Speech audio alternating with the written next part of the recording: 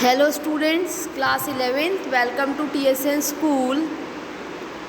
What we are discussing, हम complex chapter number 5 आपका complex numbers and quadratic equations discuss कर रहे थे। कॉम्प्लेक्स नंबर्स में मैंने कल आपको जो करवाया था आर्गेंड प्लेन एंड पोलर रिप्रेजेंटेशन। यानी कॉम्प्लेक्स नंबर्स को मैं जिस प्लेन में रिप्रेजेंट करती हूँ, है ना, जैसे रियल नंबर्स को हम रियल नंबर लाइन पे रिप्रेजेंट करते हैं, उसी तरह से कॉम्प्लेक्स नंबर्स को हम आर्गेंड प्लेन पे रिप्रेजेंट करते हैं।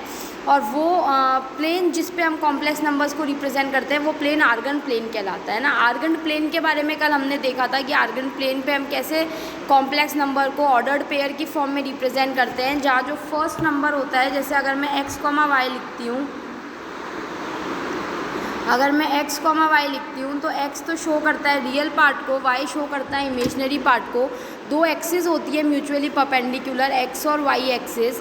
x एक्सिस रियल एक्सिस कहलाती है और जो y एक्सिस है वो इमेजनरी एक्सिस कहलाती है ना। आज जो हम पढ़ेंगे पोलर रिप्रेजेंटेशन ना। पोलर रिप्रेजेंटेशन क्या होता है, तो पोलर रिप्रेजेंटेशन के लिए स्टूडेंट समझना, let the point P represent the non zero complex number Z is equals to x plus iota y। ये कोई पॉइंट है, ये नॉन ज़ीरो कॉम्प्लेक्स नंबर को रिप्रेजेंट करता है ना। ये कोई पॉइंट P है जो कि नॉन ज़ीरो कॉम्प्लेक्स नंबर को रिप्रेजेंट करता है।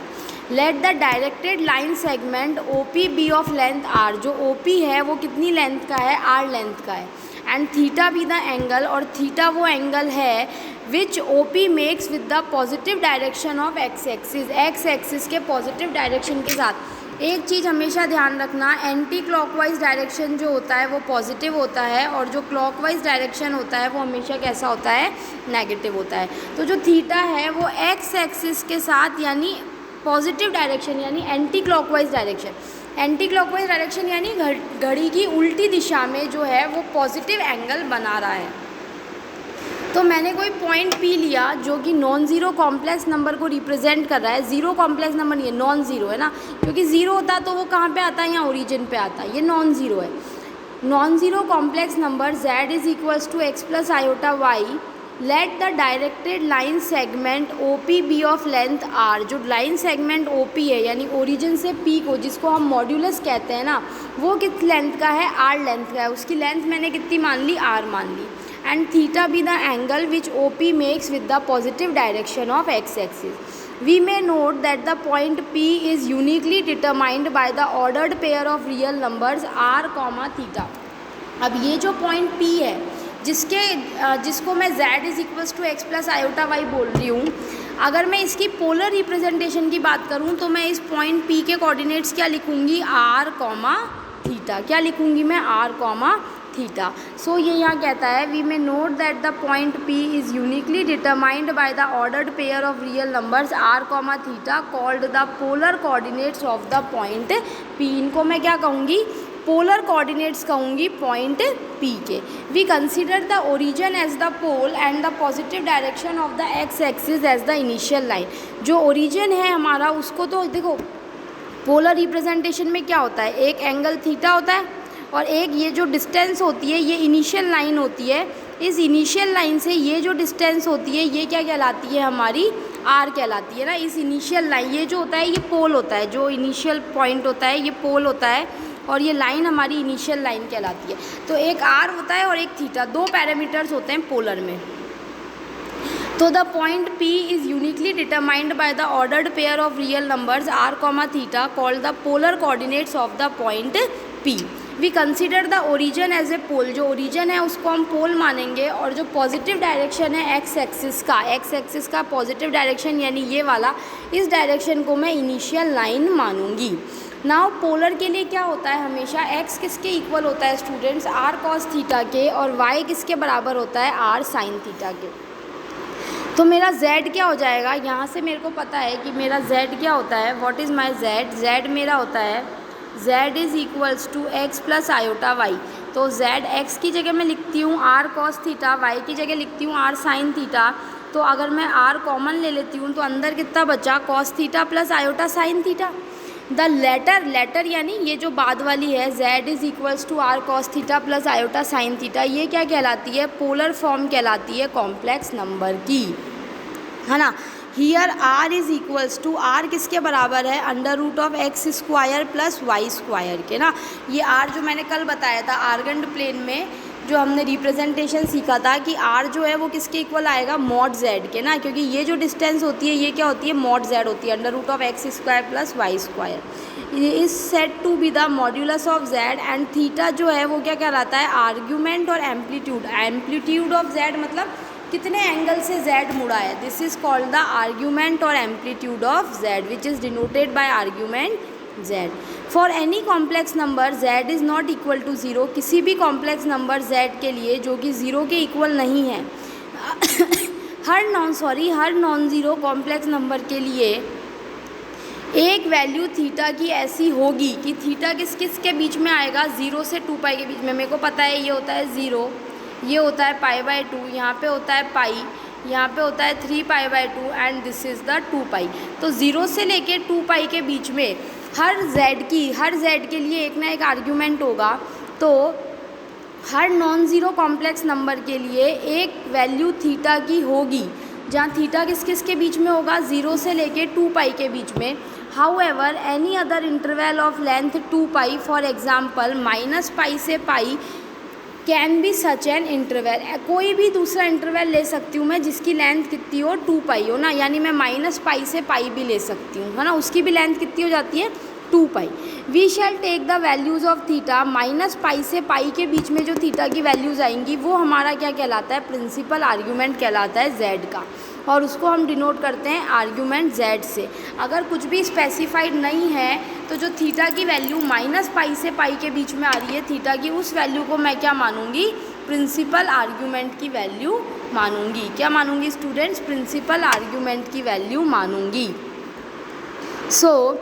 यहाँ पे देखो इसने कुछ फिगर्स बताए हैं 0 से 2 पाई। देखो यहाँ पे फर्स्ट फिगर में थीटा इसने फर्स्ट क्वाड्रेंट में लिया है, सेकंड में लिया है, थर्ड में लिया है, फोर्थ में लिया है। ये वैल्यूज़ हुई हमारी 0 से 2 पाई की। अगर मैं -π से पाई की बात करूँ तो -π से पाई की वैल्यूज़ मेरी कहाँ चलेगी, देखो थीटा अगर -π से पाई होगा तो ये यहाँ पे ये सेकंड क्वाड्रेंट, ये थर्ड क्वाड्रेंट और ये मेरा हो गया यहाँ पे फोर्थ क्वाड्रेंट। अगर आप ध्यान से देखते हो स्टूडेंट्स तो क्या अंतर आया, देखो ये थीटा यहाँ भी इस डायरेक्शन में है, यहाँ भी इस डायरेक्शन में है, यहाँ भी इस डायरेक्शन में। देन यहाँ पे ये वाला हुआ, यहाँ पे ये वाला हुआ। अब यहाँ पे बात हुई एंटी क्लॉकवाइज, माइनस में लेना है तो ये यहाँ पे हो जाएगा और ये वापस यहाँ पे हो जाएगा ना। तो यहाँ पे डायरेक्शंस का चेंज आता है और ये जो वैल्यूज़ है 0 से 2 पाई और -π से पाई के बीच की दो वैल्यूज़ पे हमने बात की। जो -π से पाई की वैल्यूज़ होती है वो हमारी क्या कहलाती हैं, प्रिंसिपल आर्ग्यूमेंट कहलाती हैं। नाउ इसके कुछ एग्जाम्पल देखते हैं अपन, एग्जाम्पल से ही अच्छे से समझ में आएगा कि represent the complex number z is equals to 1 + i√3 in the polar form ना। ये कोई कॉम्प्लेक्स नंबर है, मेरे को इसको किस में रिप्रेजेंट करना है, पोलर फॉर्म में। तो z is equals to 1 + i√3 दे रखा है सबसे पहले, तो मैं मान लेती हूँ लेट 1 इज़ इक्वल, क्योंकि देखो x कितना है यहाँ पे, x कितना हो गया 1 और y कितना हो गया मेरा √3। अब मेरे को पता है कि x किसके बराबर होता है, r cos थीटा के, y बराबर होता है r sin थीटा के। तो 1 is equals to r cos theta and √3 is equals to r sin theta. दोनों को स्क्वायर करके ऐड करती हूँ, यानी लेफ्ट हैंड साइड को अलग से स्क्वायर करूँगी, राइट हैंड साइड को अलग से स्क्वायर करूँगी एंड ऐड करूँगी। तो कितना आएगा, देखो r² cos² theta plus r² sin² theta. तो r² कॉमन लिया, इधर कितना बन गया, r² cos² theta plus sin² theta. और 1 का स्क्वायर इज़ 1 एंड √3 का स्क्वायर इज़, √3 का स्क्वायर कितना आएगा 3। तो 3 + 1 इज़ इक्वल्स टू 4। तो यहाँ से cos² theta plus sin² theta कितना हो गया 1, r² कितना आ गया 4। इसका मतलब r की वैल्यू कितनी हो गई √4 विच इज़ इक्वल्स टू 2, क्योंकि r जो होता है वो हमेशा हम क्या लेके चलते हैं, पॉजिटिव। जो मॉड्यूलस है मॉड z की वैल्यू जो है जो कि r के बराबर होती है वो हमेशा कैसी होएगी, मेरे पास पॉजिटिव होएगी। इसका मतलब r की वैल्यू 2 आ गई। तो यहाँ से मैं अगर निकालती हूँ तो मैं क्या लिख सकती हूँ students, 1 is equals to 2 cos theta and √3 is equals to 2 sin theta. तो यहाँ से अगर मैं cos थीटा की वैल्यू निकालती हूँ तो मेरी हो गई 1/2, और यहाँ से अगर मैं sin थीटा की वैल्यू निकालती हूँ तो वो हो गई √3/2। कॉस थीटा 1/2, थीटा 1/2, कॉस की वैल्यू 1/2 कब होती है, जब थीटा कितना होता है π/3, और जब थीटा साइन की वैल्यू π/3 होएगी उस केस में कितनी वैल्यू होती है, √3/2। तो हमारी रिक्वायर्ड पोलर फॉर्म क्या हो गई, z is equals to r cos theta plus iota sine theta. तो r की जगह r की वैल्यू रख देते हैं 2 cos π/3 प्लस आयोटा साइन π/3। तो जो complex number z is equals to 1 plus iota √3 है, उसको अगर मैं पोलर रिप्रेजेंटेशन करूँ तो क्या होगा, देखो ये पॉइंट हो गया P1, √3, बिकॉज दोनों पॉजिटिव है तो फर्स्ट क्वाड्रेंट में, और थीटा कितना दे रहा है π/3, π/3 कितना थीटा होगा, 0 से लेके π/2 से कम, π/2 होता है 90 डिग्री एंड π/3 कितना होता है स्टूडेंट्स 180/3 यानी 60 डिग्री। ओके, साइन π/3 मतलब 60 डिग्री, तो 60 डिग्री यहीं पे कहीं पे आएगा। तो इस तरह से मैंने इसकी यहाँ पे क्या कर दी स्टूडेंट्स, पोलर रिप्रेजेंटेशन कर दी है।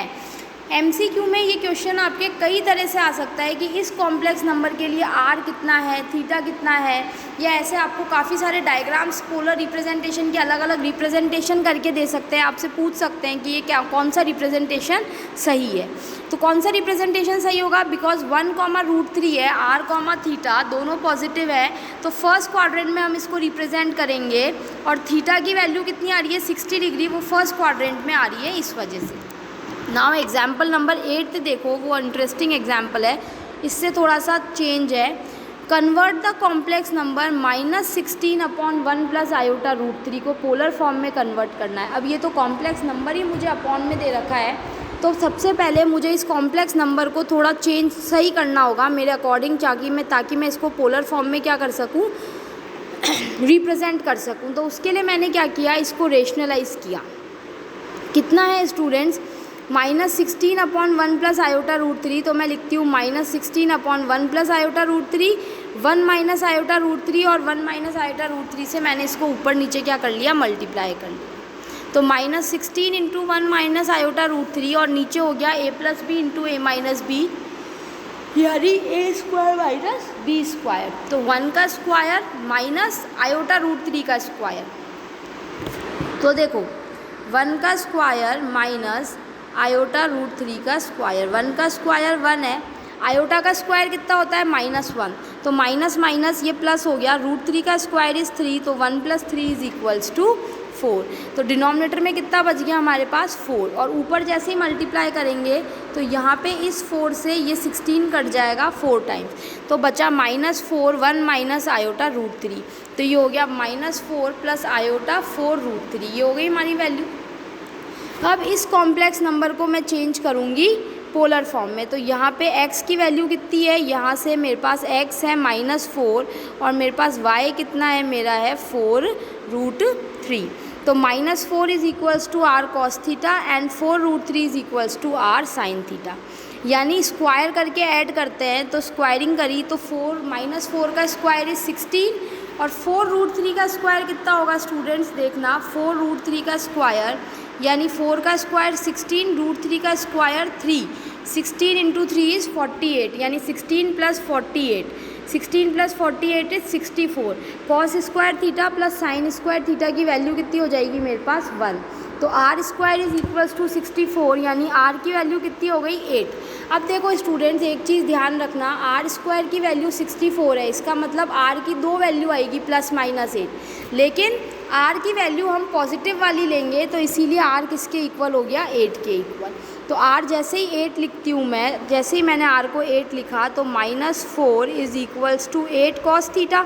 तो यहाँ से अगर मैं cos थीटा की वैल्यू निकालूँ तो वो कितनी हो जाएगी -4/8 विच is equals to -1/2।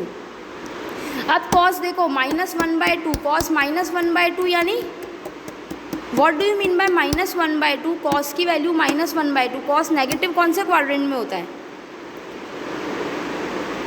cos theta की वैल्यू -1/2 हम कम इंटरप्रिटेट करते हैं, और sin थीटा की वैल्यू कितनी आएगी देखो √3/2, तो sin थीटा आना चाहिए √3/2, मतलब थीटा की वैल्यू ऐसी रखनी है कि cos थीटा तो -1/2 आए और थीटा sin थीटा जो है वो √3/2 आए, तो π/3 ना, sin π/3, बिकॉज यहाँ भी देखो हमने निकाला था cos π/3 की वैल्यू कितनी थी 1/2, लेकिन मेरे को -1/2 चाहिए, -1/2 चाहिए तो मैं क्या करूँगी पाई माइनस, क्योंकि यहाँ पे सेकंड क्वाड्रेंट में कौन पॉजिटिव होता है, साइन। कॉस कैसा होता है, यहाँ पे नेगेटिव होता है।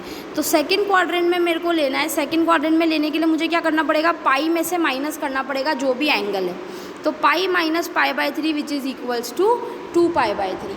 तो साइन पाई 2 पाई बाई 3 भी पॉजिटिव और कॉस 2 पाई बाई 3 हो गया -1/2 यानी नेगेटिव। तो ये जो वैल्यू आई मेरी पाई माइनस पाई बाई 3, इसीलिए मैंने इसको कौन से क्वाड्रेंट में बनाया है स्टूडेंट, सेकंड क्वाड्रेंट में बनाया है। और इसके कोऑर्डिनेट्स भी कितने आए, -4 यानी सेकंड क्वाड्रेंट में आएगा क्योंकि x नेगेटिव है y पॉजिटिव है। तो -4,4√3। तो ये सेकंड क्वाड्रेंट में इस तरह से मैंने इसकी पोलर रिप्रेजेंटेशन की और ये इसकी रिक्वायर्ड पोलर फॉर्म हो गई r cos theta 2 pi by 3 plus iota sign 2 pi by 3 और r की वैल्यू हो गई 8। क्लियर है स्टूडेंट्स। तो यहाँ पे ये कुछ एक्सरसाइज 5.2 में इसी टाइप के एग्जांपल्स दे रखे हैं। पहले 2 क्वेश्चंस में आपको क्या करना है, मॉड्यूलस और आर्ग्यूमेंट्स निकालना है सिर्फ, यानी मॉड z और थीटा निकालना है। और 3 to 8 में आपको क्या करना है, इन कॉम्प्लेक्स नंबर्स को कन्वर्ट करना है पोलर फॉर्म में, जैसे अभी हमने किया था। आप इसको ट्राई करना, देन इसके सोल्यूशंस जब मैं भेजूँगी तब आप इसको उससे क्रॉस चेक करना। Thank you students.